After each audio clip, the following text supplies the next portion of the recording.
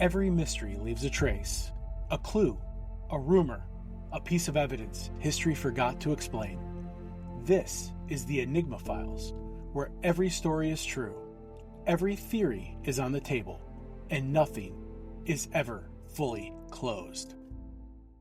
All right, everybody, welcome back to another episode. Paul, how are you doing today, sir? I'm great, Tony. How are you? I am good. Just, getting ready for the holidays. You got any big plans for Christmas? Uh, you know, Conveniently, my wife and I, my family always did Christmas Day. Her family does Christmas Eve, so it kind of worked out Oh, perfectly. So we'll spend time with her family on Christmas Eve. We'll spend time with my family on Christmas Day. My kids are older, so it's a little different with all yep. the Christmas stuff. But Christmas morning, at this point, I think Jen and I wake up before they do. So we'll wake them up and It's gone full circle. yeah, exactly. We're excited to see them open up the gifts. Yep. But we'll do gifts.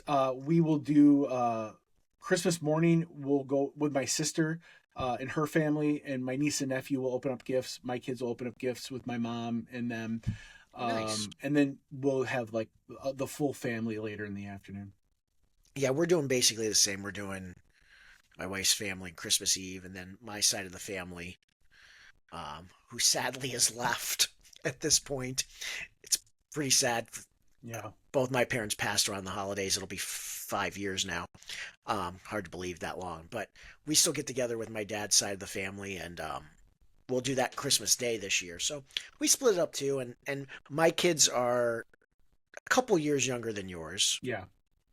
They're not super duper far behind, but there's a few years, so they're just on that edge of like sleeping in, but still kind of excited. Like we're right there. So, Mhm. but it's still fun. It's just makes for chaos Yeah. as you're trying to get everything together. So, but yeah, hopefully everybody out there is enjoying the season. And stay if you're in the north or the Midwest, stay Stay warm. warm. Stay warm. Um, but yeah, If so you're in the South, lucky. yeah, we I'm jealous because that's where Yeah. I'm originally from. But yeah, and speaking of southern locations, today's episode we're gonna deal with a lot of south of the equator locations. Deep So South. deep south. So they ain't getting snow. They're not No. they're not worried about things icing over like we are here in Michigan. But today we're going to get into the Mitchell-Hedges Crystal Skull. Oh Also yeah. sometimes known as the Skull of Doom. Dun dun Yeah. dun. Hmm. Um, it's been one of these things that I think is in our lexicon for a long time. There's supposedly an Indiana Jones movie that was made by, I say supposedly, of course there was. It was just horrible. There's only three Um, Indiana Jones that we movies. But recognized, but yes. no, yeah, I think in our culture it's very much in the lexicon. Just in general, the skulls, a lot of that Yep. kind of thing. And if you've seen them, you know they're crazy looking, Oh yeah. especially the Mitchell-Hedges one. And so, just as we get rolling on everything with this case in this episode, just a little detail. Generally, when you Google Crystal Skull, it's the Mitchell-Hedges skull that you're Hmm. seeing. That's why this episode is going to focus so heavily on it. There are two other skulls just that are out there. There's Hmm. one in the Smithsonian.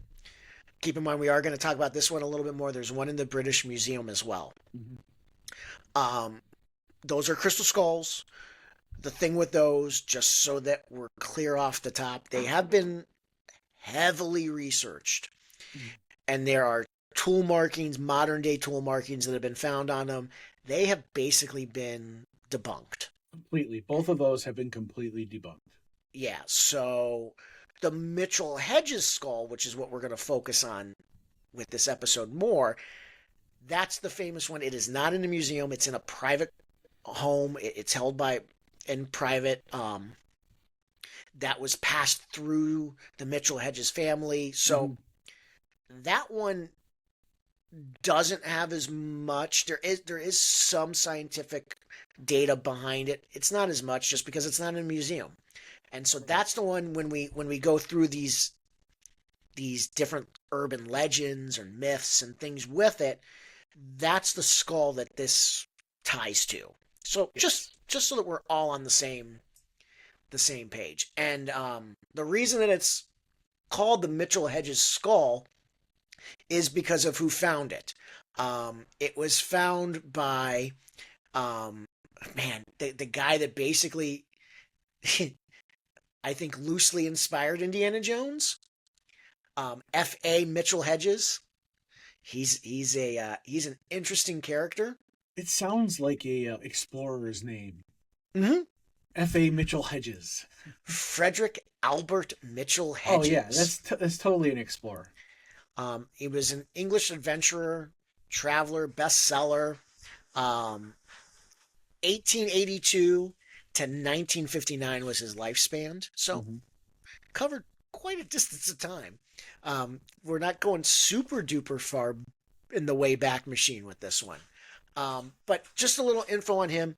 He was this was at a height when these lost cities and these ancient relics was really there was just this fervor of trying to find these things. And Mitchell-Hedges was one of the guys at the forefront. Now there's a lot of questions though about the veracity of truth that was put out by Yes. him. I was gonna say the authenticity. Authenticity is a good way to put it. But he did write 2 books. He wrote one called Shocker. Land. Yeah, right. Land of Wonder and Fear, which was basically his. It was a travel narrative of his journey. Remember, I said we're going south. Yeah. Central America Sounds like exploits. a fun book though. Not as fun as the second one. No. The second one has. So he wrote an autobiography, which has the greatest title. Mm-hmm. Yeah. In 1954, he wrote it was "Danger, My Ally." I love it. I absolutely love it. Yes. Danger is my middle name. right, right. Austin yeah. Danger Powers. It sounds like an explorer's, like, danger is my ally. Yeah, so Love it. it's so great. And in the autobiography, it's him like going through the jungle, Mhm. dealing with like the locals, and he's always just one step ahead of death, Oh, of course. which is just fantastic. It's awesome. But he is the one. He has a daughter, an adopted daughter, and she's actually the one who's credited with finding the skull. But I just want to give you the reason we did this is just to give you a little background on the fact of who he is and why it's called the Mitchell-Hedges skull is because Right. he was the main character, I think is the best way to describe him. Yeah. I mean, I don't know if you have a better way to. No, that's probably the best way I to think describe character is a Mitchell-Hedges. good way to describe him.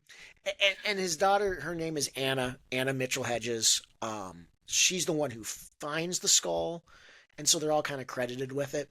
And so that's where now we're going to dive into the case here. Mm. And as we do this, there's really two. We're going to go. There's 2 ways, and you're going to hear us refer to it this way.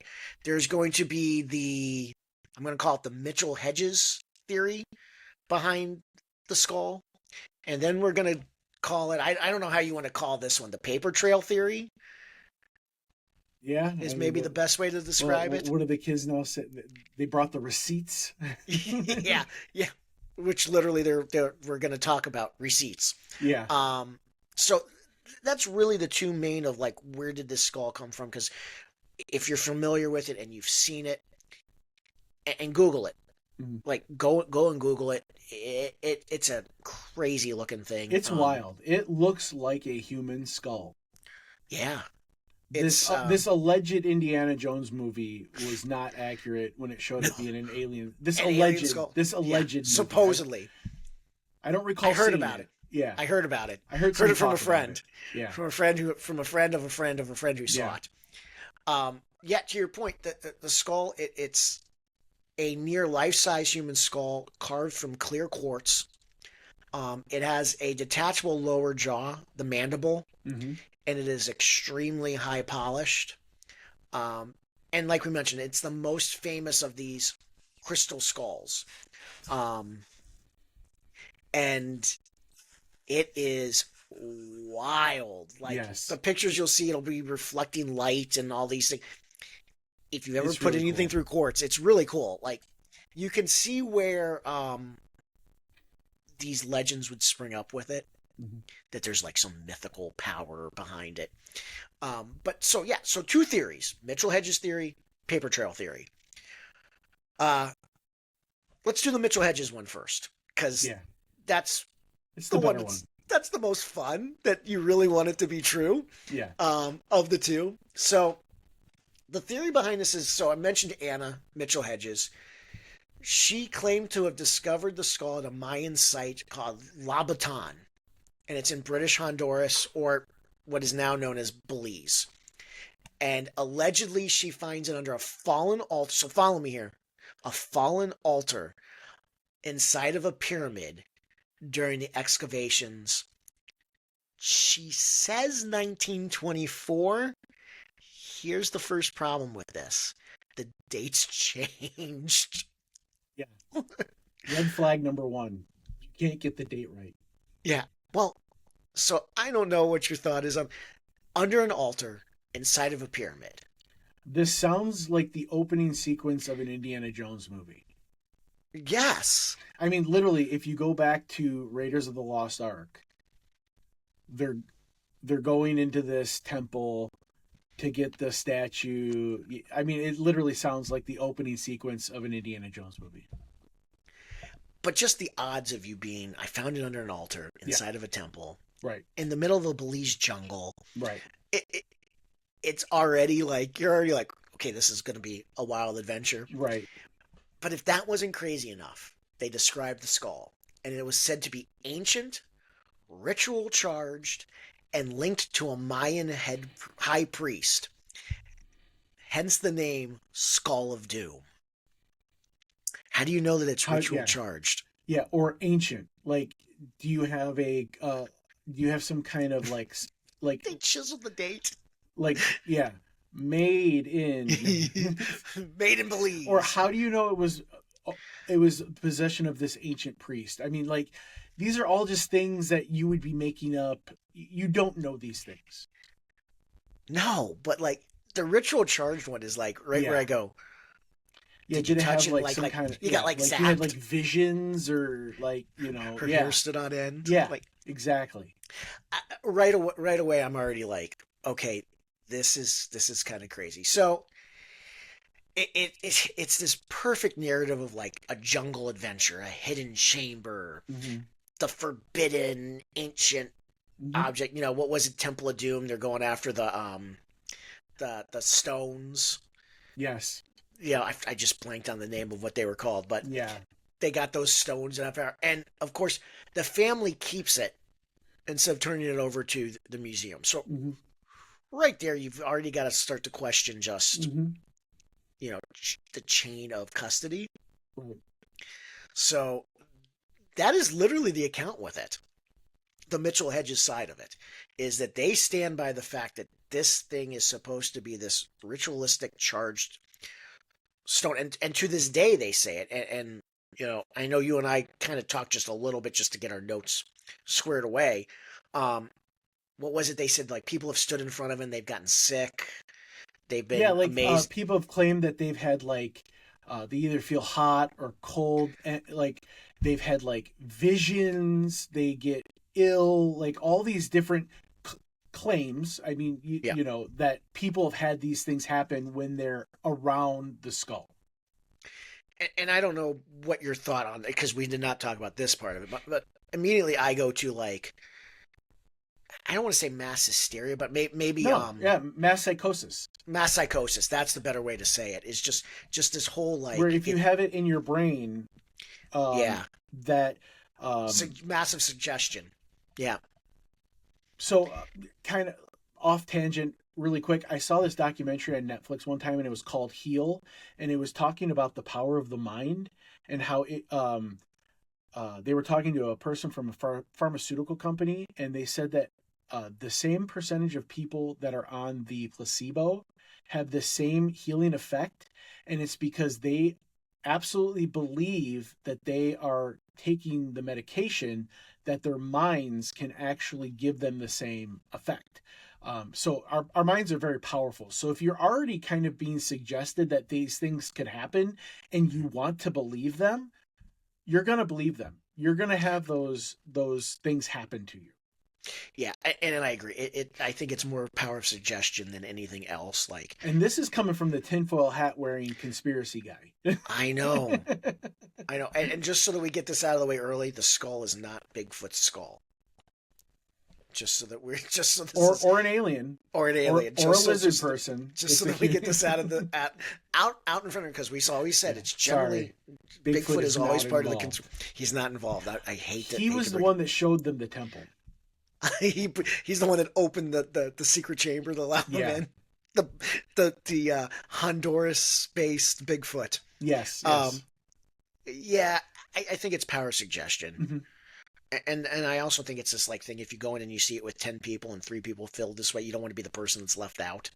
Right. Yeah. Like the oddball. Oh, I think it's, I just think it's power suggestion, but it is interesting. So this is what's tied to it. Mm-hmm. People have claimed, oh, I saw light radiating from the eye sockets. Of course you did. It's a quartz skull. Quartz. Yeah. Like, have you ever put light through quartz? Like, It does cool things. Yeah. So, again, power suggestion is a strong thing. So that's the Mitchell-Hedges side of where this came from. Right. Now here's the paper trail side of where these things came from. So documented sightings and ownership create a completely different story. Mm-hmm. So the skull shows up in London, not in an excavation.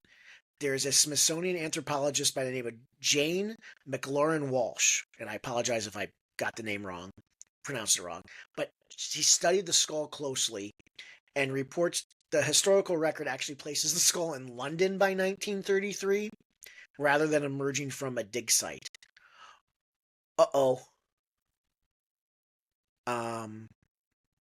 Already off the bat, we're not lining up.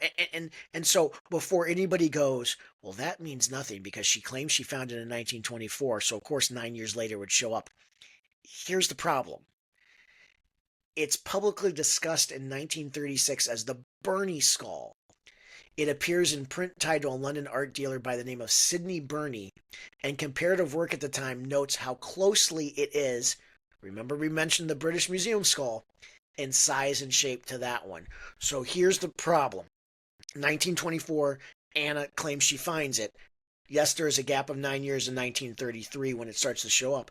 The problem is it's being owned by somebody else who's not part of the chain of custody that Mitchell-Hedges says. Now, the British skull was brought to the British Museum in the 1800s. Yes. So we already have a skull in the 1800s, and this one is being said that it looks a lot like that skull. So, this isn't the first time we have a crystal skull. Now, that one was also claimed to be from an Aztec artifact, but like we said, that has been more than debunked as not true. And try to Google pictures of the British Museum one. It's very rough compared to the Mitchell-Hedges one, but the key to remember is size and shape. Yeah. So while you would look at it and go, well, these two don't look visually the same, like one is definitely rougher looking than the other. The British Museum one definitely looks rougher. The measurements are pretty much identical. Like somebody copied them. And here's where things kind of punch a hole even more into Mitchell-Hedges' theory. Walsh finds that Burney sold the skull at Sotheby's London auction to Mitchell-Hedges on October 15th of 1943. That's the receipts. There's the receipts. Goes completely, flies in the face of the founded at Louboutin storyline. I don't know how you think you're going to get away with that. I think at that time it was a lot easier because I don't think... So we're looking at this in 2025 where I can I'm not even going to say go to Google. I can go to ChatGPT and ask ChatGPT for information about this, and in seconds, it's going to give me everything on the internet. Where it wasn't quite like that anymore. So you could tell these stories, and unless the people that were connected to the truth saw this, or how easy is it for them to get out there to tell the world, hey, this is fake. So I think it was a little easier, and I think that's why we don't get as many of these type of things anymore, because it's so easy to debunk them. Yeah. But I think it was a little easier back then, and I think people were so excited about all these antiquities coming out of Egypt and Africa and in South America, that they wanted these things to be real. Yeah, and I agree with you. Like, you couldn't go. Somebody had to physically, manually go and hunt through this. Yeah. But that's what they found. So the timeline on that is it goes from a dealer to London to an auction purchase. And that's how Mitchell-Hedges gets his hands on it in 1943. So this is way after they claim that they found it. I mean, we're talking, what, 20 years? Yeah, she's claiming 1924, and Walsh is saying I've got the receipts from 1943. So it's about 20 years. Yeah. It's about 20 years. And again, here's my thing. If you made this earth-shattering discovery of this crystal skull, the skull of doom, this charged item, I don't think you're going to get the dates wrong. No, you're going to remember exactly when you found it. I mean, that's, I wouldn't say, oh, I think my daughter was born on this year. Like, I know the exact date, time that my daughter was born, because it was a very significant event in my life. Yeah, and this would have been a pretty significant date for them. So here's where things run even more against the Labutan discovery.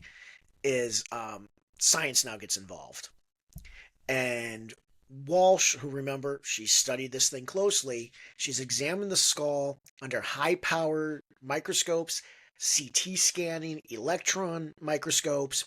What they did is there was a silicone mold made, so the skull itself wasn't damaged. And when they did this mold, you can see tool marks. So when they go and they start to look at it, there's all these tool marks. And so her conclusion is this. The microscopic evidence indicates it was carved with a modern, high-speed, diamond-coated rotary tool, technology not available to pre-Columbian Mayan artisans. And but they're so fine that before this type of testing was available, right, you could have easily passed it as potentially like a real skull. I'll maybe we'll go into, when we go to some of these theories, I'll talk about some of that that I discovered. But yeah. But she argues further that it's decidedly 20th century and likely an improved copy of dun dun dun the British Museum skull. The British skull. Which is why I said Google it. Yeah. You'll see that it's rough. Mm-hmm. The measurements are the same. So what she's saying is it's basically, hey, the guy that made this person that made the first one learned from, like, hey, this wasn't my best. It was his first go around. Yeah, it wasn't my best go at it. Mm-hmm. So let's try it again. And they produced a better, more complete looking human skull this time. But they kept the measurements and everything the same. Mm-hmm. And so this is why the British Museum skull, in understanding this one, matters. Because that one, like we mentioned, has been studied publicly. It's been discussed. It is absolutely not an authentic pre-Columbian artifact. It has the same sign of the rotary tool and the same likely European origin. So let's talk about material. Yeah. While we're on this. So it's actually been, through science, it's sourced that the quartz came from Brazil and Madagascar. Yep. Let's just say that it's true that it was found in this temple in Belize. They would have not been able to source quartz from Madagascar and Brazil at that point. They weren't, there was no trade being done from an island off of Africa in Belize at that time. So right there, the material alone is a problem. Yes, and when they further look at it more, in fact, because you're able to kind of see like the workmanship, it reflects more workmanship of European workmanship, actually German. Walsh even like narrows it down more and says this looks like it would have been done by someone that had their training through Germany. So how's a German crafted skull end up in the jungle of Belize under an altar inside of a temple? Um, so you start to see all those little things kind of come up, and you absolutely have to question, you know, Mitchell-Hedges' story because, Mm-hmm. you know, let's understand this. The guy was writing books. He was putting this thing on tour.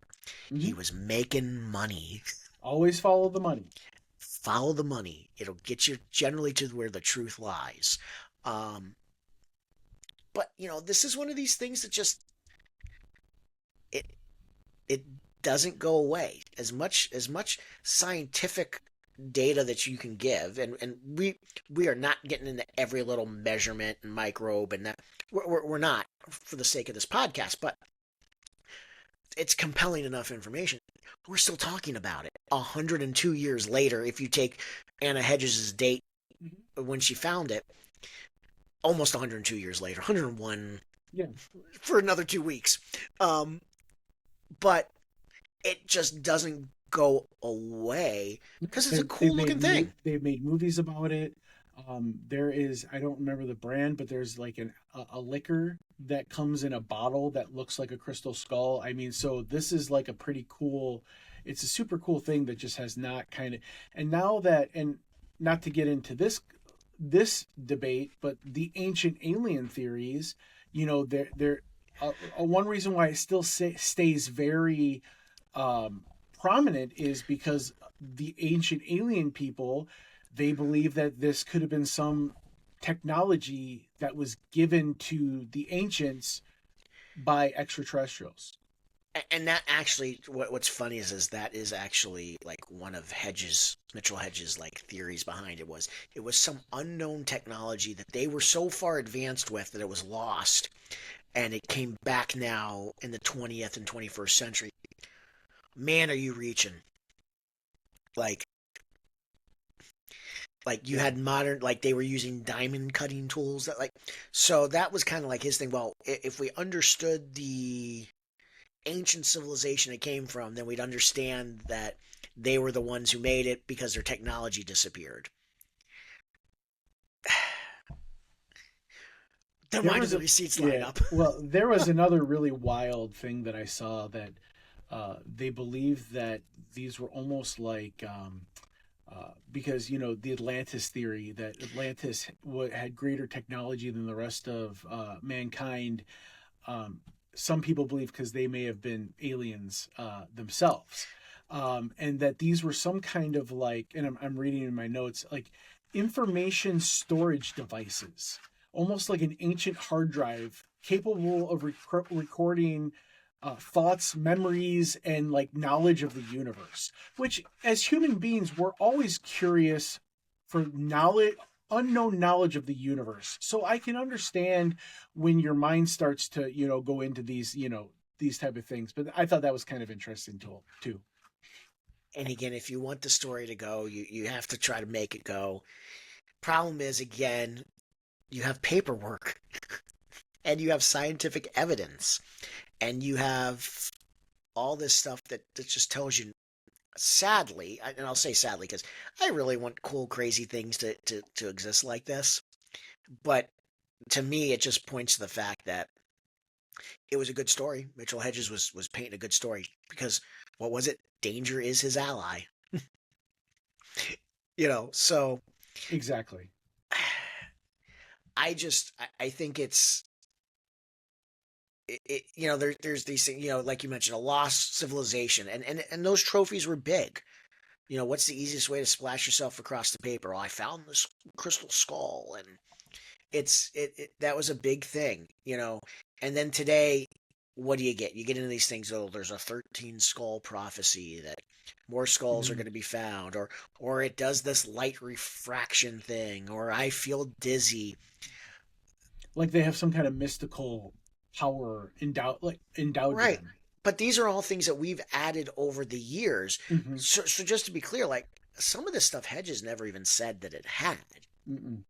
It just kind of added to it because people were looking for ways to like, well, if it's this, it's got to have some, thing. And then like we talked about, and it became a pop culture thing. Indiana Mm-hmm. Jones supposedly used it in a really bad movie. Um, you know, like you mentioned, ancient tech, forbidden knowledge. You know, however you want to paint it, it makes it fun. And I think people we look for I'll put it this way, we look for magic in our lives, and we want me is just as much as, even though I'm not the tinfoil hat guy here of this duo, I'd love to be able to tell you, man, it's unexplained, Yeah. but when the easiest explanation is the explanation, at least to me, and I'll get your opinion on Yeah. it. To me, unfortunately, it's a fake as far as an ancient relic. Mm-hmm. So, um, anyone that knows us, this won't be a surprising statement, but if you don't know us, I'm a person of faith, and I believe humans, if they don't have that a faith tradition, they look for something to believe in that explains the world around us and the universe and the meaning of everything. That not everything is just a happy accident. So I think sometimes when you don't have those faith traditions, you look for that faith somewhere else. So I think people that believe in the skull more or less want to believe in it because it gives them a purpose. That there is this uh, ancient secrets of the universe that that they hold.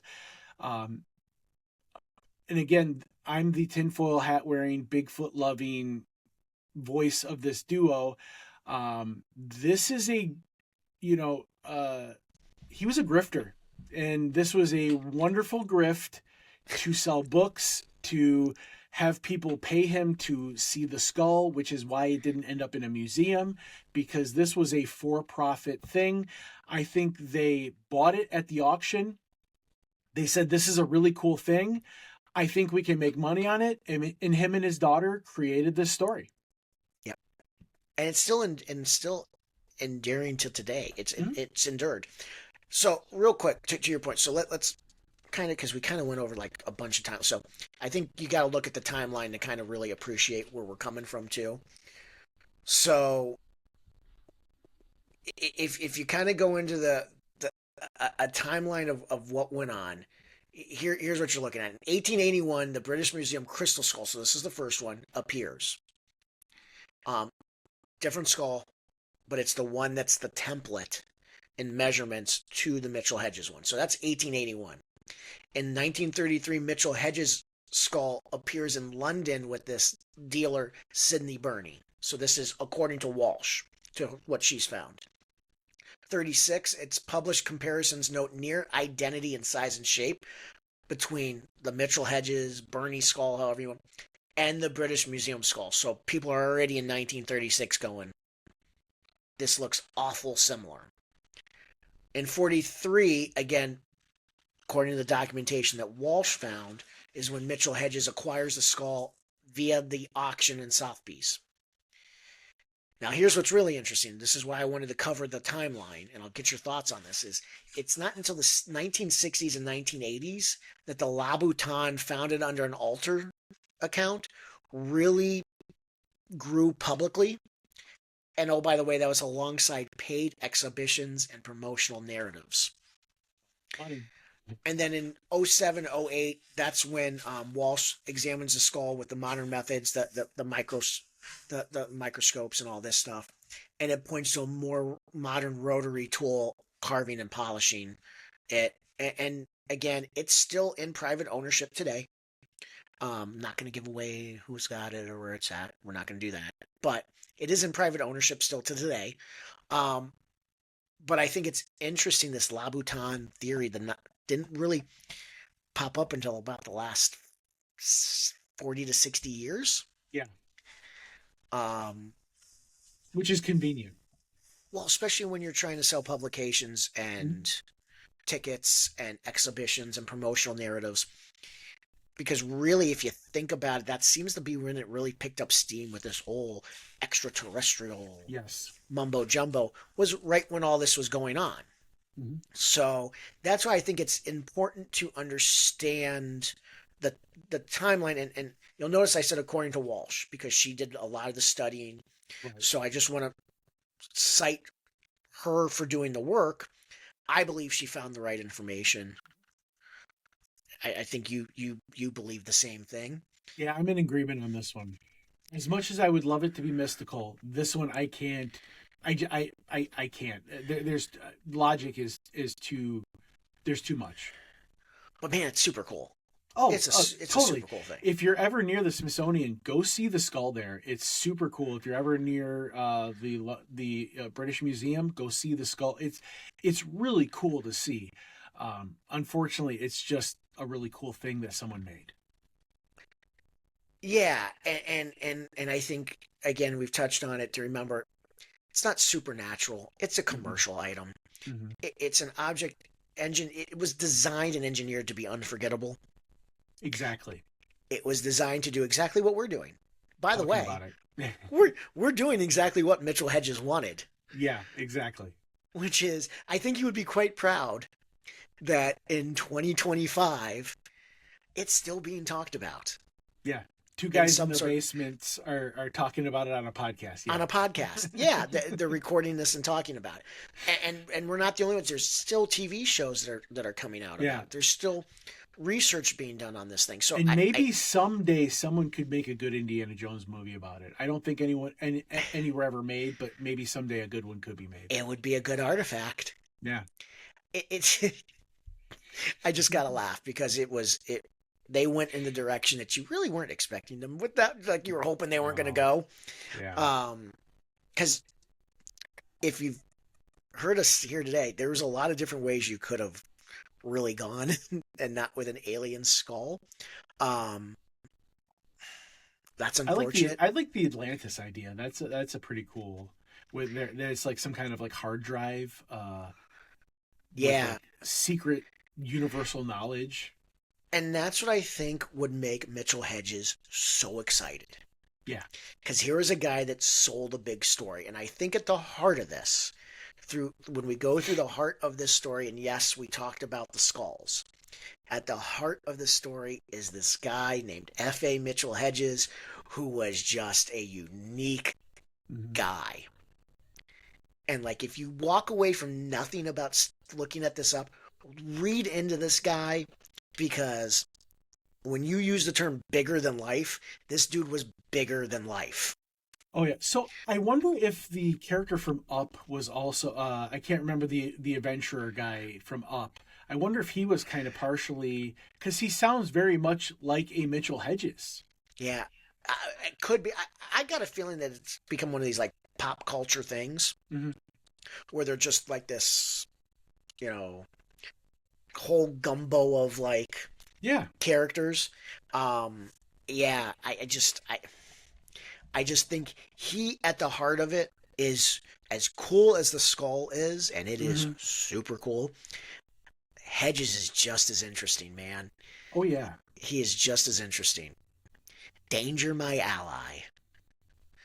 Man, like Yeah. you He's got a great guy. He's you got probably someone that was cool at a party. Like you wanted him at your party. you got some high like Yeah. opinion of yourself. That Danger my ally is my autobiography. Like, I mean, or you've developed this persona that is this character, and you're trying to sell this persona to the world. and by the way, I'm not saying, and I don't think either one of us are saying that he didn't like probably legitimately find things No. like he did, but hey, I found a pyramid in the jungle of But Belize. this is the one thing that we talk about that he found. Yeah, and just so that we know too, and this adds to just kind of like why I don't buy it is he also made claims that there were other artifacts that he found, Mhm. but he didn't bring them back. Yeah. Okay. So, you know, this is much more the sell the money to say, I'm going to spend more money to see the crystal skull than to hear a story about a pyramid. I mean, in the Exactly. jungle that I can't see in 1943 that I can't travel to go see. Exactly. I can go see the skull. Hmm. So, it makes for a fun story that today we are still talking about. Yeah. But sorry, I don't believe there's any mythical powers. I don't believe it Nope. was charged by some, strong, Yeah. power that they were doing ritualistic powers and the skull of doom. No. Just a really It's cool skull. it's a really cool skull that's sitting on a mantle somewhere in a private Oh, no, collection. I bet you it's in a vault. Oh yeah, yeah. But like I could picture like it's on your centerpiece of your Yeah. of your table. Right. Like here's a conversationalist. Yeah, it's a This was conversation piece. like Yeah. it's a conversational piece. Yeah, Yeah. exactly. Or what was it? Sherlock Holmes talking to his skull. Yeah, yeah, yeah, There's exactly. there's somebody talking to the crystal skull trying to solve crime. Like there you Right. go. That'll add another whole layer to it. We'll just add stories to it just Right. for fun. But no, I think it's a cool quartz piece that Yeah. we're still talking about almost 100 years later. So I, this one I'm gonna have to agree. Sadly, I think Bigfoot's really disappointed in me that I didn't go full conspiracy on this one. But yeah, this one is one of those ones I can't defy logic. Logic is far too strong. The evidence is far too strong for me to go any other direction. yeah, it stinks. I really wanted to. Yeah, I really wanted to unlock the cosmos and the mystical realm, but it yeah, doesn't. yeah, exactly. It doesn't. But Danger, my ally.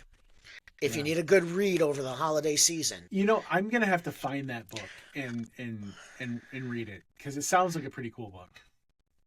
yeah, I'm gonna look. I'll bet you can, without giving away the big bucks because we ain't getting paid to Yeah. give out their name. But I'm sure you can go online Oh, and yeah, find a company online that sells yeah. books that can sell it to you. And by the way, if they That want has to pay 2 day us, shipping. yeah. And by the way, if they want to pay us to mention that name, Yeah, hit us up here and we will yeah, gladly right, drop your right. name. But we Yeah, ain't doing it for free. I will happily grift for you. But I ain't doing it for free. No. But yeah, I bet you it would make an interesting read, especially since by all accounts everything was him one step ahead of death and danger.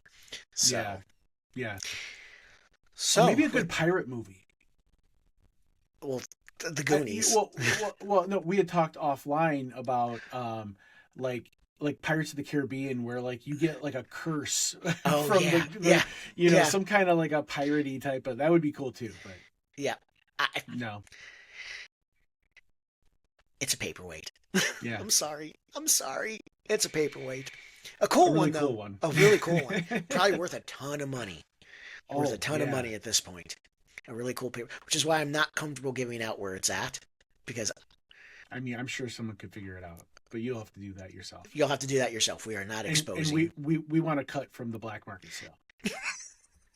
You can find us. Follow us Yeah, on the Enigma yeah, Files, and you'll find our yeah, email. No, yeah. nothing illegal. We are not condoning you going out and doing something Mm, illegal. Well, maybe Paul is. I'm not. You can leave me off the off the list there. But in all seriousness, it's a fun story. yeah, It it it's was a gonna cool one. it's gonna keep going for a long time. I don't think this is one that's gonna die out, especially as long as it's in a private home and private hands, and Yeah. it just builds the myth. And again, podcasts like this will keep talking about it for years and years to come. So, Oh yeah, for sure. case closed, or maybe not. This is the Enigma Files. Thank you for listening to us. Have a wonderful holiday as you're enjoying as we're coming up to the Christmas season. Next week is Christmas. We're going to be dropping a Christmas special. So be sure to give Very us a interesting Midwestern yes. case. So we're not going to give any spoilers here. You got to follow us. You got to listen Mm. to us. Find us on YouTube. Find us on all your places where you listen to your podcasts. Do the algorithm things. Yep. Click All on the everything like we algorithm ask you. things. Absolutely. But drop us some notes if you got a good case that you want us to dig into and discuss. Send that over to us too. We Yeah. want to hear your thoughts. Do you believe that the crystal skull is the sign of the coming apocalypse? We want to hear that too. We welcome that, even though we might not agree with it. We want to have fun with you all out there. But hey, stay safe through the holidays, Hmm. Paul. Enjoy the holiday as it's upcoming here, and like I said, stay tuned for our special Christmas case that we got coming. But until then, everybody, we'll talk to you again soon.